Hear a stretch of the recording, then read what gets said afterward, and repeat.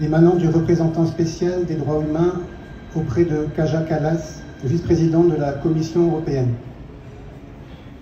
Ce document est une synthèse des rapports émis par différentes institutions internationales et ONG qui ont documenté la guerre menée par Israël dans l'ensemble des territoires occupés, notamment l'ONU, la Cour internationale de justice, la Cour pénale internationale.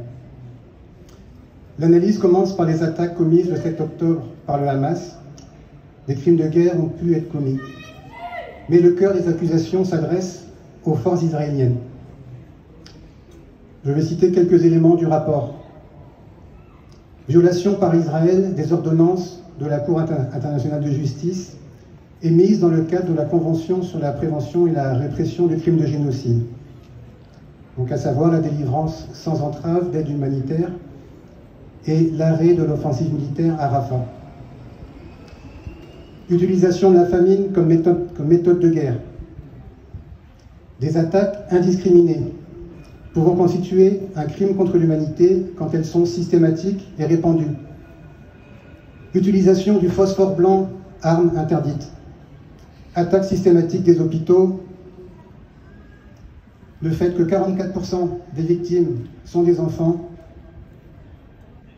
Tout est absolument connu et écrit noir sur blanc. Les détentions arbitraires, sans charge, y compris des enfants. Torture, disparition forcée, interdiction à la Croix-Rouge de visiter les prisons. Les corps des personnes décédées en prison ne sont pas rendus aux familles. Je continue. Déplacement forcé de population, destruction massive des habitations et infrastructures. Il est indiqué que l'argument israélien de l'utilisation par le Hamas de boucliers humains pour justifier les victimes civiles n'a pas pu faire l'objet de vérifications indépendantes. Et ces prétendus boucliers humains ne justifieraient pas, quoi qu'il arrive, les bombardements indiscriminés. Par contre, l'utilisation par Israël des boucliers humains est documentée. Je continue. Violation du droit des Palestiniens à l'autodétermination. Régime d'apartheid qui a été reconnu par la justice en juillet 2024, qui constitue un crime contre l'humanité. Concernant le droit à la légitime défense d'Israël, il est indiqué que celui-ci ne peut être invoqué quand l'attaque vient d'un territoire qu'il contrôle, ce qui est le cas à Gaza. Et si ce droit est malgré tout invoqué, la réaction doit être, conformément au droit international, strictement nécessaire et proportionnée. Et en aucun cas, les crimes commis par une partie ne justifient les crimes commis par l'autre partie.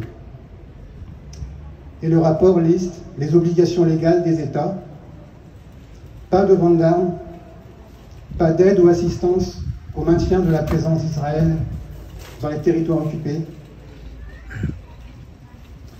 Très récemment, en juin, peut-être à l'occasion de l'examen de l'article 2 de l'accord d'association, un rapport synthétique de 8 pages émanant du service diplomatique de l'UE reprend tous ces éléments, rapport diffusé aux ambassades des pays européens à Bruxelles.